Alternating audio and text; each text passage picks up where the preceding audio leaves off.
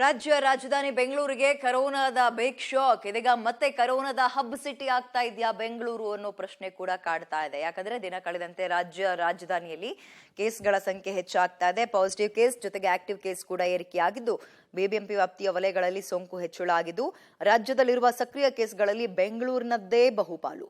ಒಟ್ಟು 175 ಆಕ್ಟಿವ್ ಕೇಸ್ಗಳು ಬೆಂಗಳೂರಿನಲ್ಲೇ. 156 ಆಕ್ಟಿವ್ ಕೇಸ್ ಇದೆ 175ರಲ್ಲಿ. ಬೆಂಗಳೂರಿನಲ್ಲಿ ನಿನ್ನೆ 68 ಪಾಸಿಟಿವ್ ಕೇಸ್ಗಳು ದಾಖಲಾಗಿದೆ. ಸೊ ಇದೆಲ್ಲ ನೋಡಿದಾಗ ಸಂಖ್ಯೆಗಳನ್ನ ವಾಪಸ್ ಹಳೆ ದಿನಗಳು ಮರುಕಳಿಸುತ್ತಾ ಬೆಂಗಳೂರಿಗೆ, ಕರೋನಾದ ಹಬ್ಬಾಗುತ್ತಾ ಬೆಂಗಳೂರು ಅನ್ನೋ ಪ್ರಶ್ನೆ ಕಾಡುತ್ತೆ. ಇದೀಗ ಯಾವ್ಯಾವ ಕ್ಷೇತ್ರದಲ್ಲಿ ಯಾವ್ಯಾವ ವಲಯದಲ್ಲಿ ಕೇಸ್ಗಳು ಹೇಗೆ ಬಂದಿದೆ ನೋಡೋಣ. ಬೊಮ್ಮನಹಳ್ಳಿ ವಲಯದಲ್ಲಿ 8 ಕೇಸ್ಗಳು, ದಕ್ಷಿಣ ವಲಯದಲ್ಲಿ 8 ಕೇಸ್ಗಳು, ಜೊತೆಗೆ ಬೊಮ್ಮನಹಳ್ಳಿ ನೋಡಿದ್ವಿ, ದಕ್ಷಿಣ ವಲಯ ನೋಡಿದ್ವಿ, ಪಶ್ಚಿಮ ವಲಯದಲ್ಲಿ 10 ಕೇಸ್, ಪೂರ್ವ ವಲಯದಲ್ಲಿ 9 ಕೇಸ್ಗಳು ಬಂದಿದೆ. ಮಹಾದೇವಪುರದಲ್ಲಿ 7 ಕೇಸ್. ಇವೆಲ್ಲವೂ ಕೂಡ ನಿನ್ನೆ ಬಂದಿರೋದನ್ನ ನೋಡ್ತಾ ಇದೀವಿ ನಾವು. ಮೊನ್ನೆ ಟೆಸ್ಟ್ ಮಾಡಿಸಿರೋದು, ನಿನ್ನೆ ರಿಪೋರ್ಟ್ ಬಂದಿರೋದು. ಯಲಹಂಕದಲ್ಲಿ 6, RR ನಗರದಲ್ಲಿ 1 ಕೇಸ್ ಪತ್ತೆಯಾಗಿದೆ. ದಾಸರಹಳ್ಳಿಯಲ್ಲಿ ಪರವಾಗಿಲ್ಲ ಸದ್ಯಕ್ಕೆ ಅನ್ನೋಂಗಿದೆ, ಅಂದ್ರೆ ಅಲ್ಲೇನು ಕೇಸ್ ಪತ್ತೆಯಾಗಿಲ್ಲ.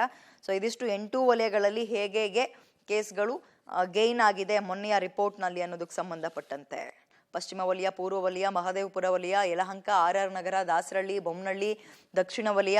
ಸೊ ಈ ರೀತಿಯಾಗಿ 10, 8, 7, 6 ಕೇಸ್ಗಳು ಬರ್ತಾ ಇದೆ. ಎಲ್ಲೋ ಒಂದ್ ಕಡೆ ಕರೋನಾ ಹೆಚ್ಚಾಗ್ತಾ ಇದೆ ಅನ್ನೋದಕ್ಕೆ ಎಲ್ಲವೂ ಮುನ್ಸೂಚನೆಯನ್ನ ಕೊಡ್ತಾ ಇದೆ. ಒಂದ್ ಕಡೆ ಕರೋನಾ ಆತಂಕ, ಮಗದೊಂದ್ ಕಡೆ ಇದೇ ಕರೋನಾದ ರೂಪಾಂತರಿ JN1 ತಳಿಯ ಆತಂಕ ಕೂಡ. ಇದರ ಸ್ವಭಾವ ಸೌಮ್ಯವಾಗಿರುತ್ತೆ, ಹೇಗಿರುತ್ತೆ, ನಾವು ಹೇಗೆ ನಮ್ಮನ್ನ ಅದರಿಂದ ರಕ್ಷಣೆ ಮಾಡ್ಕೊಳ್ಬೇಕು ಅನ್ನೋ ಆತಂಕ ಜನರಲ್ಲಿ ಸಾಮಾನ್ಯವಾಗಿದೆ. ಹಳೆಯ ಕಠಿಣ ದಿನಗಳು ಮರುಕಳಿಸುತ್ತಾ ಅನ್ನೋ ಪ್ರಶ್ನೆ ಕೂಡ ಸದ್ಯ ಕಾಡ್ತಾ ಇದ್ದು, ಹೀಗಾಗಿ ಆದಷ್ಟು ಬೇಗ ಆದಷ್ಟು ಜನ ವೃದ್ಧರು, ಅನಾರೋಗ್ಯ ಪೀಡಿತರು, ಮಕ್ಕಳು ಬಹಳ ಸುರಕ್ಷತೆಯಿಂದ ಇರಬೇಕು. ಈ ಬಗ್ಗೆ ಪಬ್ಲಿಕ್ ಟಿವಿ ಮುಖಾಂತರ ತಜ್ಞರು ಕೆಲ ಸಲಹೆಯನ್ನ ಕೊಟ್ಟಿದ್ದಾರೆ. ಅನಾರೋಗ್ಯ ಪೀಡಿತರು ಹೇಗಿರ್ಬೇಕು, 50 ವರ್ಷ ಆದಂತವ್ರು ಹೇಗಿರ್ಬೇಕು, ಗರ್ಭಿಣಿಯರು ಹೇಗಿರ್ಬೇಕು, ಯಾವ ರೀತಿ ಮುನ್ನೆಚ್ಚರಿಕೆಯನ್ನ ಕೈಗೊಳ್ಳಬೇಕು ಅನ್ನೋದಕ್ಕೆ ಸಂಬಂಧಪಟ್ಟಂತೆ ಕೇಳ್ಕೊಬರೋಣ ಬನ್ನಿ ಏನ್ ಸಲಹೆ. ದೇಶದಲ್ಲಿ JN.1 ವೈರಸ್ನ ಆತಂಕ ಕೂಡ ಮನೆ ಮಾಡಿದೆ. ಅದರಲ್ಲೂ ಕೂಡ ರಾಜ್ಯದಲ್ಲಿ ಕೊರೋನಾ ಕೇಸಸ್ಗಳ ಸಂಖ್ಯೆ ದಿನದಿಂದ ದಿನಕ್ಕೆ ಹೆಚ್ಚಾಗ್ತಾ ಇದ್ದಾವೆ. ಬೆಂಗಳೂರಿನಲ್ಲಿಯೂ ಕೂಡ ಕೊರೋನಾ ಡೆತ್ ರೇಟ್ ಕೂಡ ಹೆಚ್ಚಾಗ್ತಾ ಇದೆ. ಇನ್ನು ಈ ಬಗ್ಗೆ ಮಾತನಾಡಲಿಕ್ಕೆ ನಮ್ಮ ಜೊತೆ ಪ್ರಸೂತಿ ತಜ್ಞರಾಗಿರ್ತಕ್ಕಂಥ ರಂಜಿತಾ ಬಾಬು ಅವರೇ ಇದ್ದಾರೆ. ಅದರಲ್ಲೂ ಕೂಡ ಮಕ್ಕಳೇ ಇರಬಹುದು, ಜೊತೆಗೆ ಗರ್ಭಿಣಿಯರು, ಸ್ಪೆಷಲ್ ಆಗಿ ಗರ್ಭಿಣಿಯರು ಯಾವ ರೀತಿ ಆರೈಕೆಯನ್ನು ಹೊಂದಬೇಕು, ಜೊತೆಗೆ ಯಾವ ರೀತಿ ಮುನ್ನೆಚ್ಚರಿಕಾ ಕ್ರಮಗಳನ್ನು ಕೈಗೊಳ್ಳಬೇಕು ಎನ್ನುವ ಬಗ್ಗೆ ಮಾತನಾಡಿಸ್ತಾ ಹೋಗ್ತೇನೆ. ಮೇಡಮ್, ಪ್ರಮುಖವಾಗಿ ಈಗ ಗರ್ಭಿಣಿಯರು ಯಾವ ರೀತಿ ಮುನ್ನೆಚ್ಚರಿಕಾ ಕ್ರಮಗಳನ್ನ ವಹಿಸಬೇಕಾಗುತ್ತೆ, ಯಾಕಂದರೆ ಈಗ ಕೊರೋನಾ ಕೇಸಸ್ಗಳ ಸಂಖ್ಯೆ ಹೆಚ್ಚಾಗ್ತಾ ಇರೋದ್ರಿಂದ? ಮೊದಲನೇದಾಗಿ ಆದಷ್ಟು ಗರ್ಭಿಣಿಯವರು ಮನೇಲೇ ಇರೋದು ಉತ್ತಮ. ಇಫ್ ಅಟ್ ಆಲ್ ಹೋಗಲೇಬೇಕಾದ ಸಿಚುವೇಶನ್ ಬಂತು ಅಂದರೆ ಕ್ರೌಡ್ ಪ್ಲೇಸ್ನ ಅವ್ರು ಆದಷ್ಟು ಅವಾಯ್ಡ್ ಮಾಡಬೇಕು. ಹೋದರೆ ಸೋಷಿಯಲ್ ಡಿಸ್ಟೆನ್ಸ್ನ ಮೇಂಟೈನ್ ಮಾಡಬೇಕು. ಅಟ್ಲೀಸ್ಟ್ 6 ಫೀಟ್ ಡಿಸ್ಟೆನ್ಸ್ನ ಅವ್ರು ಮೇಂಟೈನ್ ಮಾಡಬೇಕಾಗ್ತದೆ. ಮಾಸ್ಕ್ ಕಂಪಲ್ಸರಿ ಹಾಕಬೇಕಾಗುತ್ತೆ. ಯಾರಾದರೂ ಸೂಕ್ಷ್ಮವಾಗಿ ಅವ್ರಿಗೆ ಇನ್ಫೆಕ್ಷನ್ ಅನ್ನಿಸ್ತಾ ಇದೆ ಅಂತಂದರೆ ಅವರಿಂದ ಅವ್ರು ಆಟೋಮೆಟಿಕ್ಕಾಗಿ ದೂರ ಹೋಗಬೇಕಾಗುತ್ತೆ. ಆಮೇಲೆ ಯಾವ್ದಾದ್ರು ವಸ್ತುನ ಅವ್ರದ್ದು ಬಳಸಿದ್ದಾರೆ ಅಂತ ಹೇಳಿದ್ರೆ ಆವಾಗ ಅದನ್ನು ಅವರು ಸ್ಯಾನಿಟೈಸ್ ಮಾಡ್ಕೋಬೇಕು. ಹ್ಯಾಂಡ್ ವಾಷಿಂಗ್ ಕಂಪಲ್ಸರಿ ಮಾಡ್ಕೋಬೇಕು. ಇಷ್ಟು ದಿನ ಅವ್ರು ವ್ಯಾಕ್ಸಿನೇಷನ್ನೇ ಹಾಕಿಸ್ಕೊಂಡಿಲ್ಲ ಕೋವಿಡ್ದು ಅಂತ ಹೇಳಿದ್ರೆ ಅವರು ಕೋವಿಡ್ ವ್ಯಾಕ್ಸಿನೇಷನ್ ಹಾಕಿಸ್ಕೋಬೇಕಾಗುತ್ತೆ. ಜೊತೆಗೆ ನಾವು ಫ್ಲೂ ವ್ಯಾಕ್ಸಿನು ರೆಕಮೆಂಡ್ ಮಾಡ್ತೀವಿ ಗರ್ಭಿಣಿಯರಿಗೆ. ಯಾಕಂದರೆ ಫ್ಲೂನು ಅದೇ ಥರ ಸಿಮ್ಟಮ್ಸ್ ಬರ್ತಿರೋದ್ರಿಂದ, ಕಾಂಪ್ಲಿಕೇಶನ್ಸ್ ಜಾಸ್ತಿ ಆಗೋದ್ರಿಂದ ನಾವು ಫ್ಲೂ ವ್ಯಾಕ್ಸಿನು ರೆಕಮೆಂಡ್ ಮಾಡ್ತೀವಿ. ಜೊತೆಗೆ ಅವರು ಟ್ರಾವೆಲಿಂಗ್, ಅನ್ನೆಸೆಸರಿ ಟ್ರಾವೆಲಿಂಗ್ನೂ ಅವಾಯ್ಡ್ ಮಾಡಬೇಕು. ಅವ್ರ ಮನೇಲಿರುವಾಗ ಪೌಷ್ಟಿಕಾಂಶ ಆಹಾರ, ಅದ್ರ ಜೊತೆಗೆ ಮಾಡ್ರೇಟ್ ಎಕ್ಸಸೈಸ್ ಫಾರ್ ಮೆಂಟಲ್ ಹೆಲ್ತ್ಗೆ ಅವರು ಮಾಡ್ಕೋಬೇಕಾಗತ್ತೆ. ಮತ್ತು ಗರ್ಭಿಣಿಯವರು 100% ರೆಗ್ಯುಲರಾಗಿ ಚೆಕಪ್ ಮಾಡಿಸ್ತಾರೆ. ಅವ್ರಿಗೇನಾದರೂ ಸಣ್ಣದಾಗಿ ಇನ್ಫೆಕ್ಷನ್ ಥರ ಅನಿಸಿದ್ರೂ, ಜ್ವರ ಅಥವಾ ನೆಗಡಿ ಅಥವಾ ಕೆಮ್ಮು ಇದೆ ಯಾವುದೇ ಥರ ಬಂದ್ರೂ ನೆಗ್ಲೆಕ್ಟ್ ಮಾಡ್ದೇ ಇಮಿಡಿಯೇಟಾಗಿ ವೈದ್ಯರ ಸಲಹೆ ತೊಗೋಬೇಕಾಗುತ್ತೆ. ಸೊ ದಟ್ ಕಾಂಪ್ಲಿಕೇಶನಿಂದ ಅವಾಯ್ಡ್ ಮಾಡ್ಬೋದು. ಓಕೆ ಮೇಡಮ್, ಗರ್ಭಾವಸ್ಥೆಯಲ್ಲಿ ಮಗು, ತಾಯಿ ಇಬ್ಬರು ಹೆಲ್ತ್ ಕೂಡ ಇಂಪಾರ್ಟೆಂಟ್ ಆಗಿರುತ್ತೆ.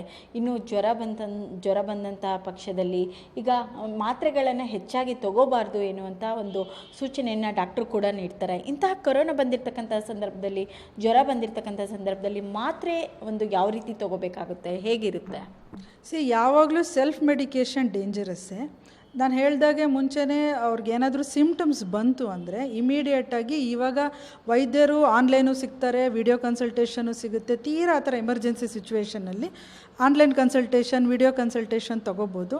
ಯಾವ್ದಾದ್ರು ಬೇರೆ ವೈದ್ಯರು ನೇರವಾಗಿ ಸಂಪರ್ಕಕ್ಕೆ ಬರ್ತಾರೆ ಅಂತ ಹೇಳಿದ್ರೆ ಅವ್ರ ಹತ್ರ ಕರೆಕ್ಟಾದ ಮೆಡಿಕೇಷನ್ಸ್ ತೊಗೊಂಡ್ರೆ ಉತ್ತಮ. ಅವರೇ ಸೆಲ್ಫ್ ಮೆಡಿಕೇಷನ್ ಮಾಡ್ಕೊಳ್ಳೋದು ಯಾವಾಗಲೂ ಡೇಂಜರ್. ಓಕೆ ಮೇಡಮ್, ಒಂದು ಪಕ್ಷ ಏನಾದರೂ ಕೊರೋನಾ ಬಂದಿರತಕ್ಕಂಥ ಒಂದು ಸಂದರ್ಭದಲ್ಲಿ ಹೋಮ್ ಐಸೋಲೇಷನ್ ಇದ್ದಾಗ ಯಾವ ರೀತಿ ಅವರು ಮನೆಯಲ್ಲಿ ಇರಬೇಕಾಗುತ್ತೆ, ಹೇಗಿರುತ್ತೆ ಮೇಡಮ್?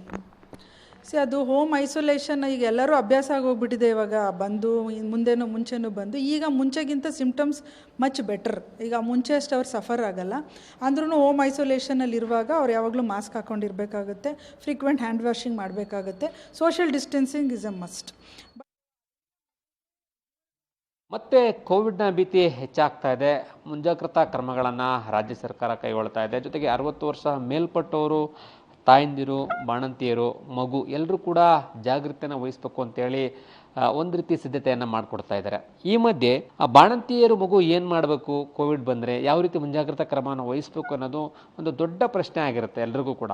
ಇಂಥಲ್ಲಿ ಈ ಬಗ್ಗೆ ಮಾಹಿತಿ ಕೊಡಲಿಕ್ಕೆ ನಮ್ಮ ಜೊತೆ ಈಗ ವಾಣಿವಿಲಾಸ ಆಸ್ಪತ್ರೆಯ ಮೆಡಿಕಲ್ ಸೂಪರಿಂಟೆಂಡೆಂಟ್ ಅಂತ ಸವಿತಾ ಮೇಡಮ್ ಇದ್ದಾರೆ. ಅವ್ರನ್ನ ಮಾತನಾಡಿಸೋ ಪ್ರಯತ್ನ ಮಾಡ್ತೀನಿ. ಮೇಡಮ್ ನಮಸ್ತೆ. ಮೊದಲನೇದಾಗಿ ಈ ವೈರಸ್ನ ಬಗ್ಗೆ ಈಗೇನು ಉಪತಳಿ ಕಾಣಿಸ್ಕೊಳ್ತಾ ಇದೆ JN.1 ಒಂದು ಆತಂಕ, ಆ ವೈರಸ್ ಬಗ್ಗೆ ತಾವೇನು ಹೇಳ್ತೀರಿ? ಒಂದು ವೇರಿಯಂಟ್ ಬಂದಿತ್ತಲ್ಲ ಅದೇ ಥರನೇ, ಅಂದರೆ ಸೀರಿಯಸ್ ಕಾಯಿಲೆ ಏನಿರೋದಿಲ್ಲ ಇದು. ಆದರೆ ಈ ಅಪ್ಪರ್ ರೆಸ್ಪಿರೇಟರಿ ಇನ್ಫೆಕ್ಷನ್ ಥರ ಏನು ಹೇಳ್ತೀವಲ್ಲ, ಕೆಮ್ಮು, ಜ್ವರ, ನೆಗಡಿ ಆ ಥರನೇ ಆಗುತ್ತೆ.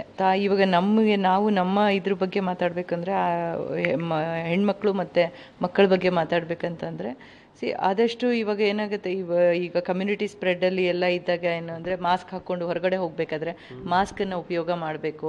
ಅನ್ನೆಸೆಸರಿ ಟ್ರಾವೆಲ್ ಮಾಡೋದಾಗಲಿ, ಜನಸಂದಣಿ ಇರೋ ಕಡೆ ಇರೋದಾಗಲಿ. ಯಾಕಂದರೆ ಗರ್ಭಿಣಿಯರದು ಏನಂತಾರೆ, ದೇಹ ಸ್ಥಿತಿ ಮೊದಲೇ ಸೂಕ್ಷ್ಮವಾಗಿರುತ್ತೆ. ಸೊ ಅವ್ರಿಗೊಂದು ಸ್ವಲ್ಪ ಹೆಚ್ಚು ಕಮ್ಮಿ ಆದರೆ, ಇವಾಗ ಫಸ್ಟ್, ಸೆಕೆಂಡ್ ವೇವ್, ಥರ್ಡ್ ವೇವರೆಲ್ಲ ಎಲ್ಲರೂ ನೋಡಿದ್ವಿ ನಾವು ಯಾವ ಥರ ಎಲ್ಲ ಪ್ರಾಬ್ಲಮ್ ಆಯಿತು ಅಂತ. ಸೊ ಆದಷ್ಟು ಇವಾಗ ನಾವು prevention is better than cure ಅಂತ ಯಾವ ಥರ ಹೇಳ್ತೀವಲ್ಲ, ಆದಷ್ಟು ಬರದೇ ಇರೋ ಥರ ನೋಡ್ಕೊಳೋದು ಒಳ್ಳೆಯದು. ಎಲ್ಲ ಹೊರಗಡೆ ಹೋದಾಗ ಮಾಸ್ಕ್ ಹಾಕ್ಕೊಳ್ಳಿ, ಆಮೇಲೆ ಒಳ್ಳೆ ಊಟ ಮಾಡಿ, ಅಂದರೆ ಪೌಷ್ಟಿಕ ಆಹಾರ ತಗೊಳ್ಳಿ ಅಂತ ಹೇಳ್ತೀವಿ. ಅಂದರೆ ಅದರಿಂದ ಏನಾಗುತ್ತೆ, ಇಮ್ಯುನಿಟಿ ಬೂಸ್ಟ್ ಆಗುತ್ತೆ ಅದರಿಂದ. ಸೊ ಏನಂದರೆ ವಿಟಮಿನ್ ಸಿ, ಜಿಂಕು ಅದೆಲ್ಲ ಹೇಳ್ತಾ ಇದ್ರಲ್ಲ, ಆ ಥರ ಏನೇ ಆಗಲಿ ವಿಟಮಿನ್ ಸಿ ಅದೆಲ್ಲ ತಗೊಂಡ್ರೆ ಇದಾಗುತ್ತೆ ಅಂತ, ಇಮ್ಯುನಿಟಿ ಇದಾಗುತ್ತೆ ಅಂತ. ಮನೆ ಒಳಗಡೆ ಗರ್ಭಿಣಿ ಇರುತ್ತೆ, ತಾಯಿ ಮಗು ಇರ್ತಾರೆ, ಮನೆ ಒಳಗಡೆ ತುಂಬಾ ಸದಸ್ಯರಿರ್ತಾರೆ. ಆ ಸಮಯದಲ್ಲಿ ಯಾವ ರೀತಿ ಜಾಗೃತಿ ವಹಿಸಬೇಕಾಗತ್ತೆ, ಯಾವ ರೀತಿ ಕೇರನ್ನ ತೆಗೆದುಕೊಳ್ಬೇಕಾಗತ್ತೆ? ಇವಾಗ ಮನೇಲಿ ಒಬ್ಬರು ಗರ್ಭಿಣಿಯರು, ಚಿಕ್ಕ ಮಕ್ಕಳು ಎಲ್ಲ ಇದ್ರು ಅಂತ ಅಂದಾಗ ಆ ಮನೆ ಸದಸ್ಯರು ಏನಿರ್ತಾರೆ ಅವ್ರಿಗೂ ಸಹ ಅವ್ರದ್ದು ಜವಾಬ್ದಾರಿ ಇರುತ್ತೆ.